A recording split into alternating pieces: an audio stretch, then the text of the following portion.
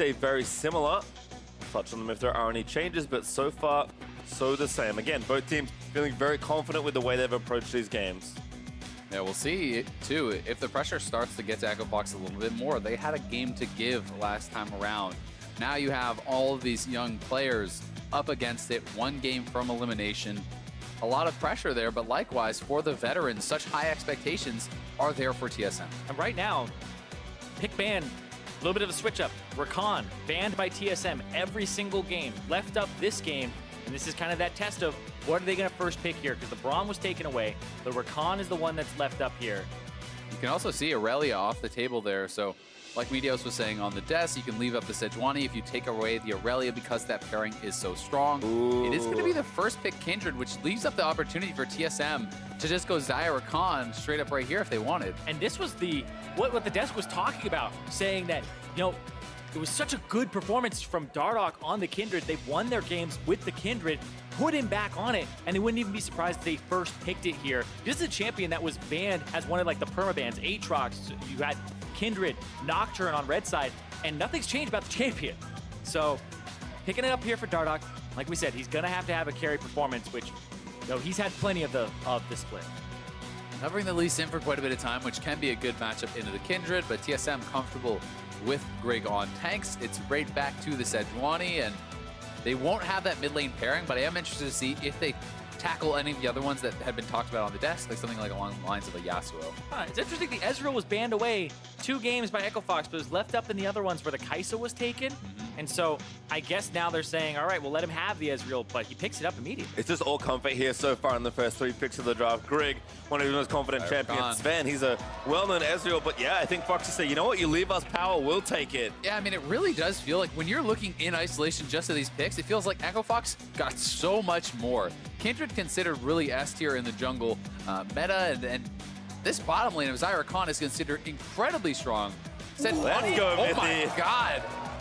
They're going for Leona. Leona Ezreal. That is interesting because Leona definitely can be considered very good into the Rakan. You can really all in and blow that guy up, but Ezreal is not usually the pairing for that. I heard this from Smoothie himself, where it was Leona was the counter pick to Xayah because you can E, Q, R her and Sunlock her before she ever gets her R off. So it's all about potentially killing him or even just countering on the Rakan. But the big deal is this is something that is a known counter. It has not really emerged at all this split. This is the first game on Leona for Mithy in the summer split. And basically you have to pull out all the stops right now. But Echo Fox this is much easier to execute competition. Yeah, it's just very interesting to me because, so I see it if Ezreal hits 6, then you throw in your ultimate over top and everything like that. But in the early game, I don't think that Leona Ezreal can go aggressive on Xayah Rakan. I don't think that Ezreal really has the follow-up unless he's hitting a lot of Mystic shots, unless he's hitting a lot of poke. So it almost feels like you pick Ezreal to play passively and farm it out, but the Leona wants to go in or really doesn't do anything in lane. So are these two directions kind of counteracting each other? We'll find out if they can really make it work. Yeah, and then we see the ban there of a Cho'Gath again, trying to make sure that when he doesn't have something, he can just kind of sit back on and have a decent game up against this composition from TSM. And the Rumble on top of it. I wonder if the GP is going to come through. Ooh, could just be a Gnar then for Haunter if they want to blind that, save Bjergsen's pick for last. I feel like you have to save Bjergsen's pick for last in Game 5 when he's playing this well, but they might just bolded you like, lock in the LeBlanc. Bjergsen has been confident to really face whatever Damonte's showing. This gives over Syndra potentially, which is a comfort pick, and All right. a decent matchup, but Bjergsen throwing the gauntlet down again. It is LeBlanc time for him.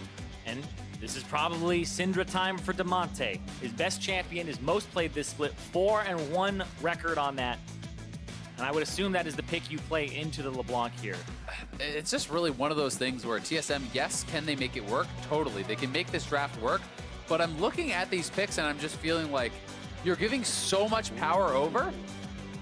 A little surprised about the Galio. This is less about the lane and more about, hey, you just survive against Bjergsen.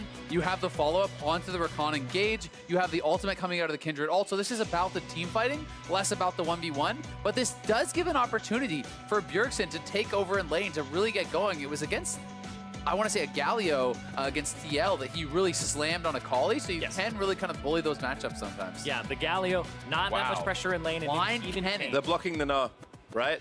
Yeah, but I mean, it's not like it's his only pick. Oh, goodness. Yeah, Jace actually wins that matchup. He does. Yeah, and Jace is often easier to team fight with if you're going AD versus AD, but this could be AP Kennen. And the other thing, too, is TSM, elimination games, NA Jace. Oh, no, they lost. It's not locked in. They haven't looked It's in. not locked in. They have 2 seconds. Oh, no. Everyone who's been a TSM fan for a while has watched every Worlds tiebreaker. Time for the Jace, time to lose. We'll see if the same remains true here in Game 5 for TSM. It is a good matchup, though, into the Kennen. I think as Huni in this game, you go AP and you wait for Dardoch and you try to look for all-ins. It's team fight. Yeah, the team fight here is so powerful. You have Kennen, you have Galio, the Rakan engage. The Wombo here is ridiculous from Echo Fox. I feel like TSM have to establish lane advantages with the LeBlanc, with the Jace, because it's so much harder if you go into an even 5v5. Yeah, you have a better jungler on the side of Echo Fox. You have a better bottom lane combo for the early part of the game. I'm actually watching Dardoch and Smoothie this game for Echo Fox because I want to see those engages land for him if Echo Fox are to win. But Dardoch is the one who has to dictate how those losing lanes go. Exactly, and I think that's such a good point you bring up because while the solo lanes are advantageous for TSM, if the jungler has the advantage, if the jungler has priority and you can't push that matchup, then it's hard to really establish those edges. It's hard to get enough out of that Jason LeBlanc. So it's going to be a crazy one. TSM putting that faith in their solo laners in this pivotal Game 5, both on carry champions. And a bit of comfort here. Grig on the Sejuani, they were saying on the desk, looked like his best champion in this series so far. LeBlanc for Bjergsen, an assassin that he can pop off on. NA Jace in the top lane is the worry for the TSM fans. It's comfort picks, it's winning lanes versus the curse of NA Jace. Dardoch said his team was the one loaded with all of the curses. That's how you break the curse. That's how you break it. Break with another curse. It's like a 4D draft. He's like, we'll bait him into the Jace pick. Fans are excited for game number 5. I don't think I've heard TSM chance this split of that volume at all. Yeah. It has just been a very rough split for this team. Up and down, mostly down, but then coming up at the end here. And now in Game 5, it has been a back and forth one. The fans still obviously there to show up and support the team here in the playoffs, and such high expectations for these guys. It is going to be Huni playing AP Kennen, almost guaranteed here with that electrocute. He's looking for these quick trades against Jace, and you can be pretty effective in those quick trades if you can hit your Q auto W. That should be able to proc that. Yeah. Also, if you have your stacked up W, the empowered auto attack W is electrocute right there. So you can. One of the things that is bad about the new electrocute is it takes more mana to get the same damage because you have to cast 3 spells in 2 sets as opposed to 1 time. That's a really nice shot class there from Haunsa. Huni and Dardoch, we're trying something here at level 1, but just get the ward down, and it looks like Huni will try and harass. It's the protect the scuttle meta. Yeah, it looks like Dardoch's going to run straight down to bottom, so he's going to be starting red. TSM won't really have this information unless they're just intuiting from the fact that the bottom lane shows up late. But because they're mismatched, this means that Dardoch gets to go from the bottom to the top side of the map and have that rotation and the protected scuttle there because of the vision that they just put at level 1. But it also means that he's in position to gank Jace level 3, whereas it doesn't look like Grig is going to be in that position himself. He's actually going back to the Krugs, though. This is pretty interesting. So maybe just do a full side clear and try to even go for the bottom side scuttle. Maybe try to actually double scuttle. I've seen this a few times where people do 2 camps, go to their own scuttle, then try to race straight over and get both. If he feels he has that jungle advantage. Best way to get the mark, of course, which you do want to look for there on Kindred. Looks like it is spawning right side, though. The Dardoch can head over there if he wants. Yeah, I think he definitely will. They put down a ward at the Raptor camp because Demonte was able to shove in, and they haven't spotted Grig yet. He's gonna, if he wants to get level 3, he has to rotate over to it, and they'll see him there. But they know that it's warded, so he's actually going to avoid his Raptor camp, I believe. No, he's actually going to pick it up, give himself over, and this will give Dardoch a lot to work with in terms of information. Yeah, Dardoch doing Raptors first, so he has actually used his smite. He's fairly low. He will be able to be spotted on this ward. We'll see if TSM want to try to collapse for this. Their bot lane has the push. And I don't know if they're going to come up or not. I think they are just going to probably seed it, but Grig is moving over to this side of the map. Yeah, he's going to have smite in a second. Leona's coming up. They are going to try to look for something, but probably too late, yeah. Looks like Demonte covering there, so Dardoch kites the crab in towards the strong side of the map. Really calculated play there, and he does manage to grab that first bounty. It gives you like 3/4 of your mana back too. That's why you want to do the Scuttle Crab a lot of the times when you have the Hunter's Machete. And this does mean that you're giving up potentially double Scuttle, which is, you know, somewhat of a pretty big disadvantage. Yeah, it's the jungle matchup, right? You can't really match him as the Sejuani, but it also splits the map because now he can't play to the Jace. The interesting thing is, though, you know, you can't match, but they saw Dardoch on a ward on bottom side, so he could have traded, right? He could have taken the top Scuttle away. Instead, he just seeds that, decides to clear all his own camps. Dardoch, I think, is even assuming that the Scuttle is gone. Well, good play there as Huni actually getting some traction early on in the 1v1. Haunter getting pushed in towards that turret. Despite, again, the counter pick here for Haunter. Kind of already happened to him. He counter picked that Nah in an earlier game versus the Rumble, and Huni kind of ran him over and then won the team fights. Champion-wise, we're actually in a very similar situation here. Yeah, now that the second mark spawns, Dardoch could get double marks, double scuttles. This is legit the dream start. Yeah, absolutely. For Kindred. Like, it basically can't get better unless people are donating you kills left and right. To get double scuttle, 2 marks at 4 minutes is just absurd. If he can now get a gank and pick up another mark, if you can hit 4 marks so fast, and it just becomes impossible for Sejuani to match you at all. So Grig really just seeding a lot, playing so risk averse, and sometimes that can be intelligent, sometimes that can work, but if you give up too much, it's really questionable. And something that people don't consider about the Kindred is every stack really increases the speed of your jungle clear. It increases the attack speed that you get when you use Q. It increases the amount of percent HP that your Wolf does when he's attacking camps. And against monsters, it's a ton of damage. And then the E is percent missing HP. So a lot of people just think about the range, but during the early part, if you get 2, that's so much extra. Huni used all his spells on the minions. Yeah, he's got his flash, but I think Haunter's going to force him to use it. Haunter flash forward. Wants to get the kill. There's the kill, and Haunter, he does that 1v1 solo kill. Huni just lost his mind right in front of Haunter. Uses his electric rush, uses everything just on the 3 minions right in front of Haunter, and Haunter's like, well, okay, I guess I'll kill you. That was really, really poorly done there from Huni, and a great capitalize from Haunter. And Haunter's doing a great job in that too. That's one of those situations where Time Warp Tonic gets him some extra autos in there, and now here's Grig. This is the tragedy of top lane. The TP into instant regank and death. Huni, he's had an up and down series. He's not feeling so well. But Grig does back away. Yeah, and now that that early X-Maker, Dardoch. Oh, he misses Smite! Oh! Wolf, I think, actually got that. Not even the auto attack. The Wolf auto there got it as Mithy was about to take it. That's a hard attack. Was dicey. But Mithy comes over and spots it. Woo, barely. There have been some off kind of smites / feasts here. But look at this. Huni, he just spends all his abilities on the minions right in the face of Haunter, and Haunter's like, well, sure, I'll all in you. And this is just really smart stuff from Haunter, but pretty disrespectful play from Huni. And you got to give the credit, though. Haunter did everything right in the chase down. That was perfect mechanical execution. And the Time Warp Tonic on top of it, yeah, like you said, Wolf just gets the last hit. But still the pressure is here. Dive. Bjergsen level 5, no flash, no hope perhaps here for Huni. Has 6. Goes away, but there's the ult. Not bad there, but there's Galio actually. They're going to try and save him. Haunter, maybe going to get a turn back around. Damonte flash torn.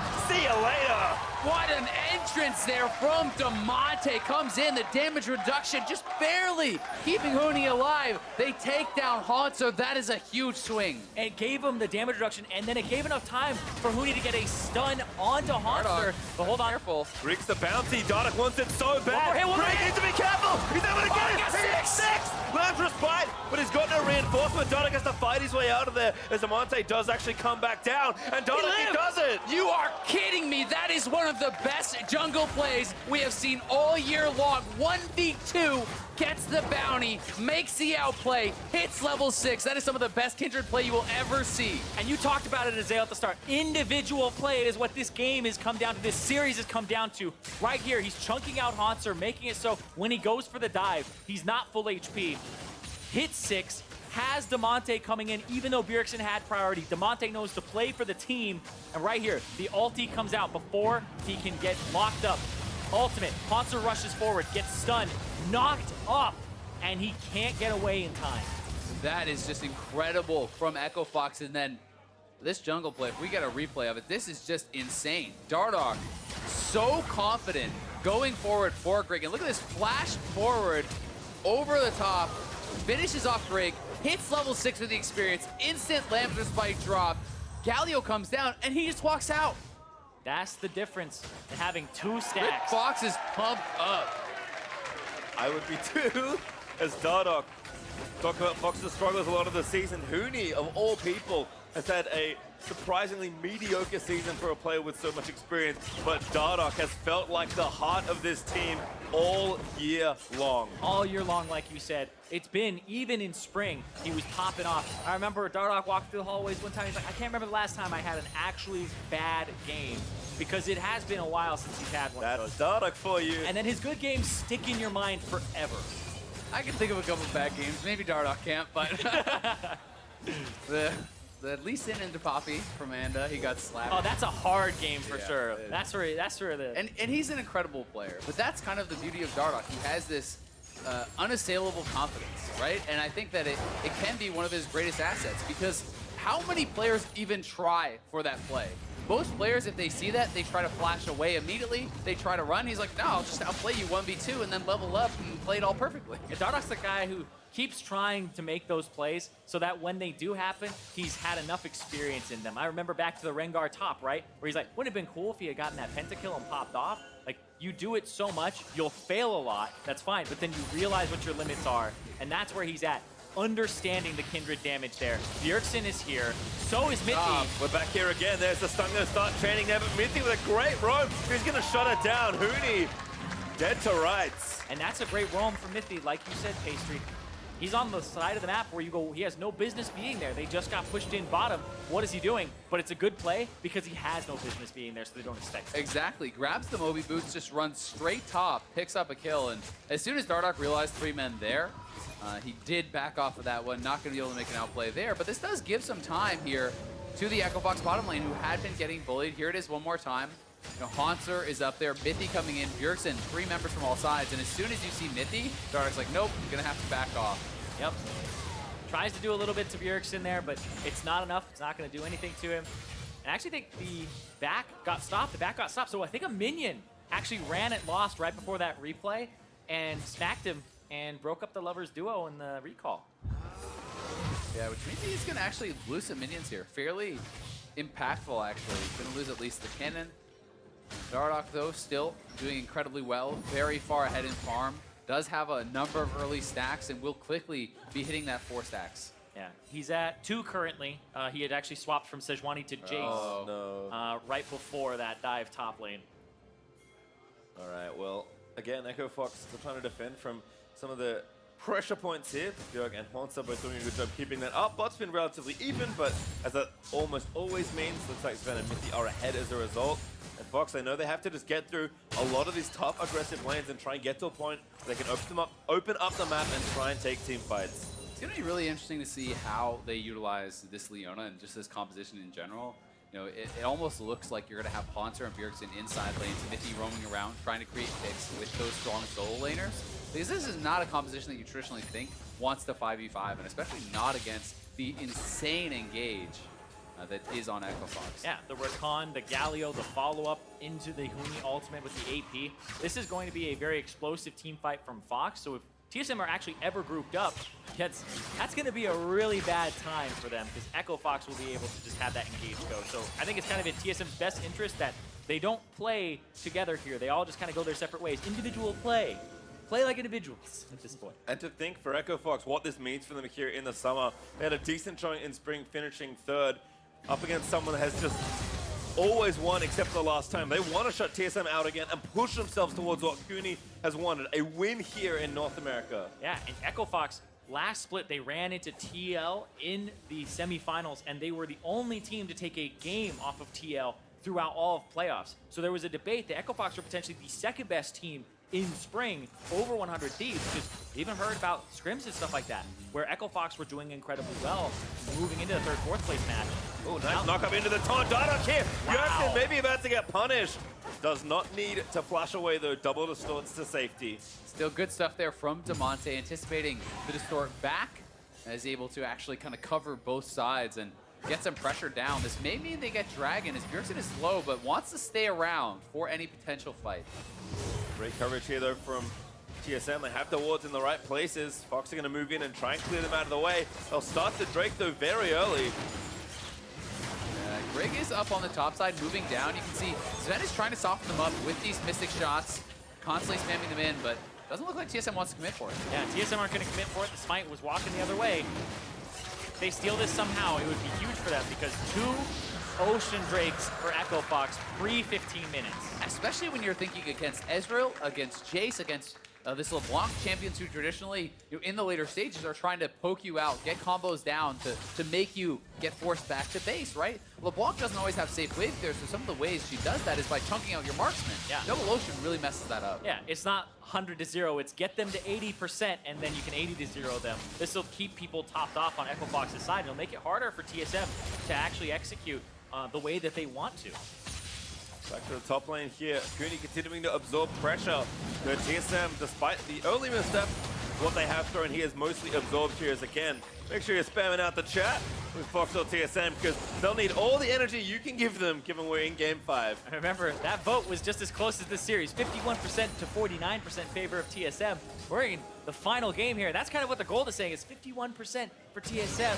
But hold on. Oh, wait! Dodges the ulti, now flashes out of the way, gets a 3-man stun. Demonte gonna make sure he stays alive.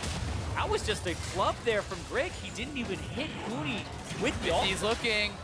Again, still fighting Dardoch now with his ult, but he has to kite away back towards the Galio.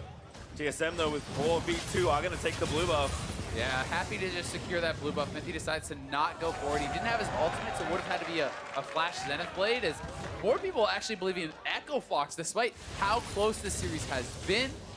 They have had some very strong performances, and a lot of those games have felt like it is in their hands. Yeah, and that's always, I think, easier to retro games and learn from them when you are the ones who make the mistake and it gets punished because you were in control of the game, right? Sure, Grig steals a Baron, but he was in a position where he had to steal the Baron, right? It's that type of game where I completely understand the favor kind of leaning towards Echo Fox here because they have had control of the series. And it's still so close. 15 minutes in, the gold is just about even, despite the 2 drakes that Fox have picked up. We're gonna watch this one again. This Sejuani ultimate. Whoops. Ooh. It's a overthought there where you're just thinking he's gonna start moving back as soon as he sees that. Yeah, I think he's just expecting a flash or him to just immediately run back like you're saying, and trying to anticipate that. But it's the no juke. It can make you look pretty silly at times. It's so bronze, it's challenger. Those are the ones. It's full circle. Like he didn't react. Bronze and challenger really not that far apart, you know? It's, yeah. You get too high up, you become bronze again. You start over. What if you go too low as bronze? Yep, same thing. You go negative elo, you actually end up at the top. It's like underflow, overflow there. As a bounty did get picked up by Dardoch, so at 3 marks, Sven as well to try and maybe get the 3rd, but TSM read the dive. It's made sure to play safe. As again, we've got a much slower game now. Looking again up to top side, Huni doesn't have his flash. There's no Demonte coming in to save him. Ult again there from Huni, but Bjergsen now able to roam up here. Here's actually Dardoch getting there in a pretty good clip. Ulti is going to miss. He's going to go back into the lane for a spite. Now Demonte maybe looking for his Bjergsen. He's trying to find the outplay. He's too far forward. Chain dodged by Huni. Bjergsen, he may go down, but he distorts back over. Now Hansa getting dove in, but Bjergsen might still fancy something. Dardoch dead. He had no ulti. Here's Bjergsen again. The sideline to Demonte. And that's it. TSM, they turn it around. His clone movement completely destroyed Dardoch in that fight. He actually moved the clone first. Dardoch flashed after the clone, trying to kill it. He completely was misreading that situation. Dardoch lost his mind. He went after the clone, even after Bjergsen used a spell from the main guy. He was still focusing the clone. That was huge for TSM. That looked like it was going to be an Echo Fox fight. Yeah, but that's the pressure that they were talking about on the desk. Game 5, TSM, the veteran lineup here, coming through when it's clutch, and Echo Fox, there's a little bit of a choke factor here. Unfamiliarity with the situation. And the price to pay was heavy as TSM get the kills, get the tower, and the Rift Herald. I mean, this looked like it was going to be Echo Fox's fight to win. Dardoch is coming in. He's so strong, already a level 11. The Sedge ulti? Yeah, the Sedge ulti misses. And then look at this clone play here from Bjergsen. As the Mimic gets off, he actually moves his clone in there. They're chasing this slower minion, which is the clone. He actually flashes down after it. Bjergsen used W there to hit Huni, and he's still going after it. What is going on? It was just complete tunnel vision there from Dardoch. He thought it was Bjergsen, he thought the clone was him, and he just full in chases and they know they messed up so big there. That is not just 3 kills for 0 in what could have been 1 fight. That was also the turret, first turret goal. That is thousands going over to the way of TSM. And it's potentially the series. If you give them enough of a lead here, that's Bjergsen picking up assists, also getting out and not giving anything over. So I completely understand that from Damonte, that frustration there, because he has been playing up against the most decorated player in North America, and he has been holding toe-to-toe and helping his team out, but then those tiny things just slip by. And again, Haunter looking to break this curse. Looking good on the Jace. Again, despite some missteps, TSM have been solid with their lane. And as a reminder, we have 2 teams determined for Oakland already. This game will determine 1 more. So if you'd like to join us in the Oracle Arena, please come over to Oakland for the 2018 Summer Finals. If it's anything like this series, it's going to be a blast. And it's going to get even more crazy right now. Here comes the Rift Herald. 15 seconds on Infernal Drake. Yeah, they're using it to just prep for that. They might actually get the turret. It's going to be very, very close. They do knock it down, but they're running straight over to this Infernal. Huni does have Flash now. He does have rank 2 ultimate, so there is playmaking potential. They have incredible engage here from Echo Fox, but they do need to nail that engage if they decide to fight here, because if you lose this fight, it may be the game going to TSM. And Smoothie and Lost haven't gotten much in these fights. We haven't seen an ultimate flash with a W from Smoothie here yet. That's what I've been waiting for this game, is where are the engages and how are they going to land here? Because if he can catch Bjergsen and get that combo on to LeBlanc, it's very potent. Little vision here for Fox, so they have to play pretty much alone in the darkness. Grigdo is going to start up the Drake. Watch TSM Smoothie. want this. Smoothie on the left. He's Bjergsen, but can't get a little bit more. Damonte again pops the W, walks forward towards the Drake. There's a stun by Mithy. Featherstone that as well. Lost. He just burnt the ulti. That's Fox. They have to call off the play. Yeah, he gets too low there. Uses the ult on the Leona engage, and then Sven timing that ultimate so well out of it, chunking him down. Echo Fox makes the call not to fight, because if you fight there and you lose that fight hard, they could potentially go to that Baron. They could potentially get a game-ending play off it, so they decide to call it safe. And that was great there from TSM, because Jace on the side was able to get a shock blast on the Lost, and then Lost actually took 400 damage from the True Shot Barrage, even though it passed through somebody right before, passed through Damonte.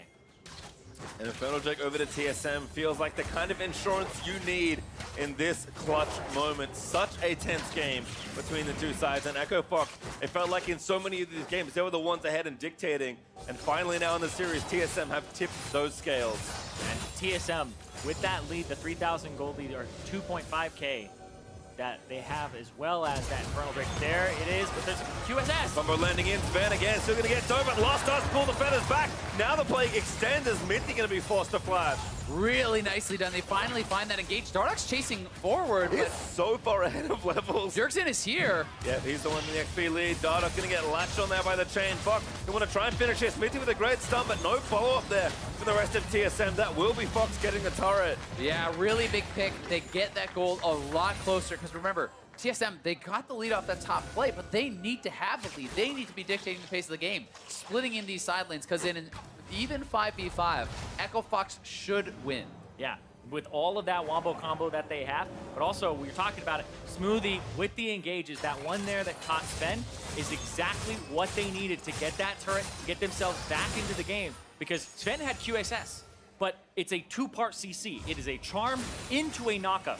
He QSS's too early. He QSS's the charm, gets knocked up, has to wait for it. Charm, QSS came out, now he's airborne, so then he hits the ground. Then there's the flash E. He needs to QSS the second part of it and flash immediately out of it. Yeah, and Lost with the flash follow there, they get the pick, and that is, I mean, a small window to make that play. As soon as they saw Mithy moving off to the right side with that ward, immediately Smoothie goes, and you have to be able to pull the trigger like that to actually make it happen, so credit to them. Dardoch looking to pressure here on the bottom side, but they're wrapping around. 2v3 ulti from Greg, nails it! But the Lancer Spire will keep Huni alive for a little while longer. Dardoch's out of there, but the follow-up stun is great. Sven swoops him for a freebie.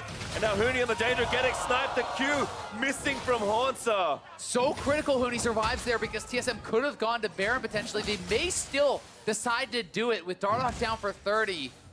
They're not going to try to make the move. They're too far away on the play. Yeah, and their team composition, it just favors Haunter in a side lane, kind of redeeming NA Chase.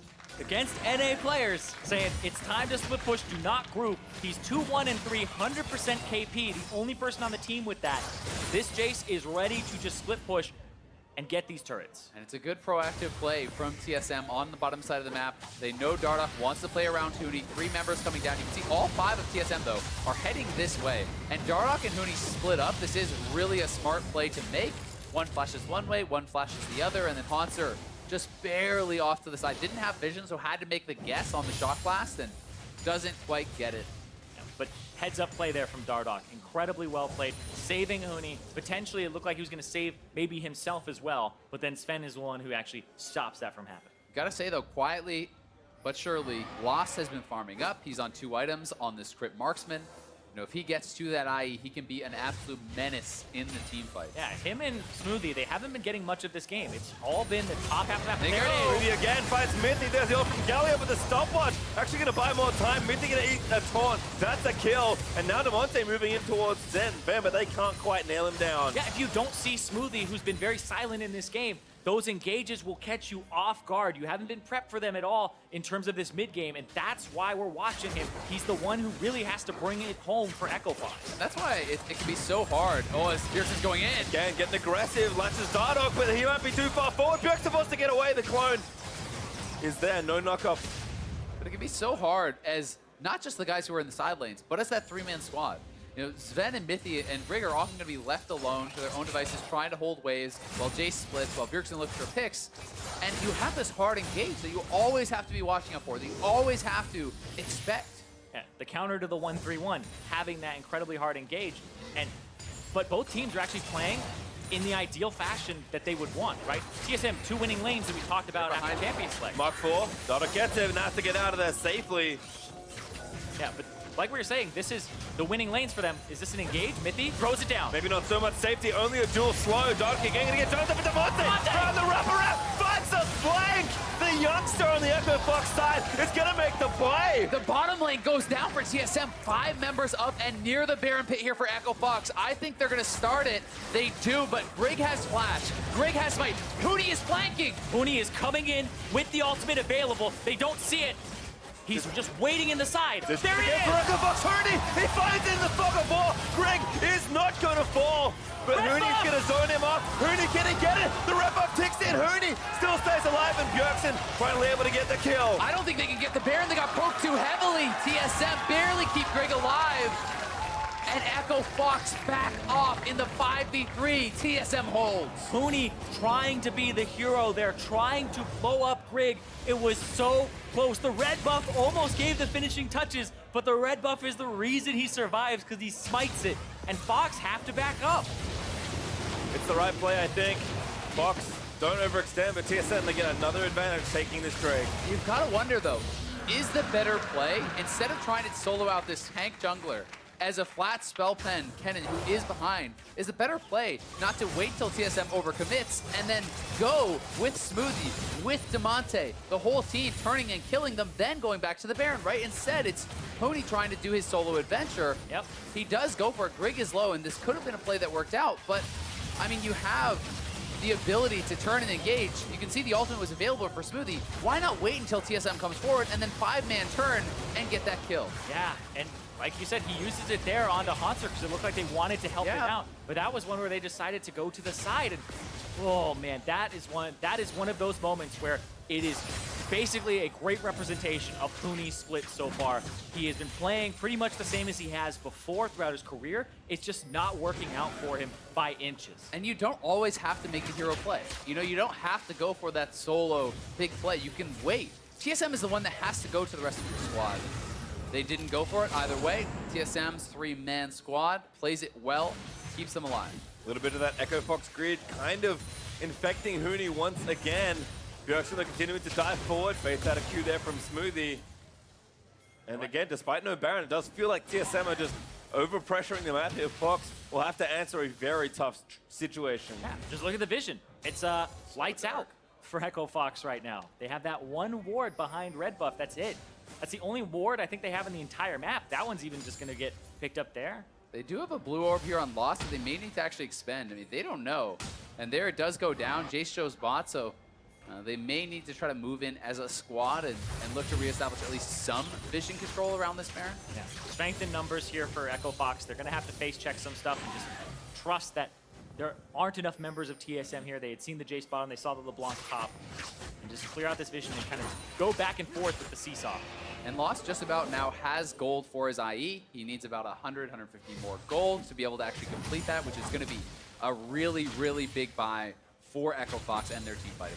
And this is Lost. His debut in the North American LCS. His debut in the North American LCS playoffs against TSM. Game 5, he's the one who has to carry him and Smoothie, the bot lane that got brought on at the same time to kind of help Echo Fox close out the split, shore up one of the things that was considered a weakness for them. And now they really do have to step up right now. Smoothie is a player that has been in quite a few finals but has never won. His playmaking may push Echo Fox into a decisive situation, but is so tough to play against a bot lane this experienced and this good at winning. And Smoothie, he has been in those playoffs. He has not won against TSM in particular. This is the team that has always had his number in the moments where it counts. And TSM has full vision control here. They're setting up a bait, multiple pink wards. No blue trinket available for Echo Fox. They're trying to move in to actually clear this out. It may be a fight. Smoothie has to go. He finds the 3-man. Not only that, Galley wants as well. Echo Fox, the man, found the fight, but Lost is so low. Versus Light's going to pull him back as Hooney does die. The combo is not quite enough, and Devontae dies. Lost now so low, but he does not die. TSM can go to Baron, though. They know the health bars are so low. Dardoch is up, but how could he really get over there? They're going to go back to base. It looks like this is just them sacrificing the Baron. Dardoch is down on the bottom side farming. TSM has spotted him on the ward. They'll get the Baron. And that was beautiful from Mithy. His ultimate to counter the ultimate that came out from Smoothie. Smoothie looked like he had everybody corralled, grouped up. And as that ultimate hit, you want the follow-up. It was only the Galio. Nobody else could get in past Mithy's solar flare. Let's see that here, because both of the supports make the best play they could. Yeah, I mean, Dardoch still back a bit far away from the team. A nice ultimate actually goes over, and as you said, the solar flare catching Lost, the Mystic shots that are coming over, the ultimate coming from Sven, putting Lost so low. And another thing people need to consider is the ultimate from Sejuani. When it explodes, it is a 3-second, 80% slow. Yeah. So you cannot get through that choke point after that person had been stunned. I mean, Lost basically went down to 10% HP. All stuff that was like almost a screen away from him, that was coming from out of fog. It's very hard for him to really do too much about that. And TSM now 5K ahead. Echo Fox still with the ability to win team fights, though. Smoothie with the cooldowns back up. He might try and make another play. Echo Fox, when they start falling behind, they can look pretty desperate, but they are always a team that fights to the bitter end. Hooney on the side, looking for a flank. Mithy, though, just making it work. Goodbye, Dardoch. Goodbye, Tier 2 turret. Fox's chance is starting to slip away. Yeah, that kill is so big. This could be them breaking the base in multiple lanes. Jay's so strong. Hunter pushing in on the bottom side. The mid inhib will be going down. They're going to give up 2. And that's one dead on the bot side. Gonna maybe make it 2, like you said, Azael. This might even be it. Dardoch is dead for 20 seconds. TSM will claim these 2 inhibs. It's going to be kind of just by the book here for TSM. Bjergsen is going to catch that top wave. They still have 2 minutes on the Baron. That is more than enough time to reset, get back here, and shove waves. And you can see the magic damage burst coming through there onto Dardoch. His ult was not up, and he just gets absolutely popped in that Leona plus LeBlanc combo. Really making it work here for TSM. Again, the solo laners having such a strong performance. And TSM again playing the Echo Fox style, so high tempo, TP back, take another turret. They're looking to take down all 3 inhibs. Mithy about to have the ultimate back up, the solar flare, the catch potential available once more. If he goes in as soon as that's off cooldown, TSM may have turned over a new leaf here in playoffs. They're just looking so strong. They're waiting for the opportunity. Mithy has had so much criticism leveled at him throughout the split. Might make the plays that give them this game 5. Yeah, Dardoch is just getting chunked out so low. He's kind of playing with fire there. He has to go back to base. The minions are coming in mid and bot. Echo Fox need to go now or they're going to get triple inhib. They're about to lose it. They have to go. They have to go. But Bjergsen says no. Devontae looks in for the charm. Looking for it now. But Mithy again gets his old flash box. He's trying to make the play. Grick, though, is going to have the feathers pulled back. Smoothie is almost dead. But Echo Fox is kind of running out of health. Bjergsen able to get that inhib. That is triple inhib, Infernal Drake alive. TSM are going to have so much pressure in Game 5 and potentially move on to the semifinals, but there is still life in Echo Fox. It's going to be so hard, though, with 3 inhibs down, 2 super minions per wave, 6 coming at you. The amount of wave clear alone that takes is so incredibly difficult to deal with. TSM not even stopping a TP Hansa on Jace in this final game to just go straight for the Infernal. Their Baron will wear off, but TSM will grab this, will reset, will storm through Fox's mid lane with 2 Infernal Drakes and give them the hardest challenge of this roster's career. And Echo Fox, who have had their chances, who looked like they were poised to take the Baron and botched it, have thrown away a lot of their chances. They need to make something special happen now. You can't sit back and wait. You must engage immediately to hope to stall out this game. Devontae, He was hoping for the base check, yeah. Echo Fox are trying all the tricks. Bjergsen again gonna try and scout it out. Does such a good job with these ult misses though. But that was Bjergsen's Banshee's Veil. This is where Smoothie needs to engage if Bjergsen steps forward. If you could catch him, he doesn't have a QSS. There's no Mikhails. There's nothing that stops Bjergsen from dying. If you can catch him! Smoothie can't quite find it. Devontae also looking for something with TSM. Gonna try and turn it back around. Sven still pretty healthy. Here's Huni, Protoval in. Only finds frontline. Sven still living for so long. And that's 2 kills. Hansa, he might make it another penta to end out the game. No, it's Bjergsen that takes the next kill. But the Monte is dead. And TSM will right their wrongs from their quarterfinal. They will do what they cannot do before. They will be pushed to the brink, but this time they will triumph. And the sighs of relief from the fans that all split, even last split, just had no idea how this was going to work out for TSM. In the years past, it was a given. The finals, every time. Last split, etched into their minds, the worry on the tip of their tongue. And here, TSM silence the haters, and they move on to the semifinals, and they will be in Oakland. What an incredible series. 5 games, it required them all. Back and forth, time and time again. But incredible performances coming through in this final game. Monster, a monster Jace performance, was hitting shock blast after shock blast and dominating Huni in this final match. He had almost 1,000 damage per minute on that Jace. Doubled the damage of anybody else in the entire game.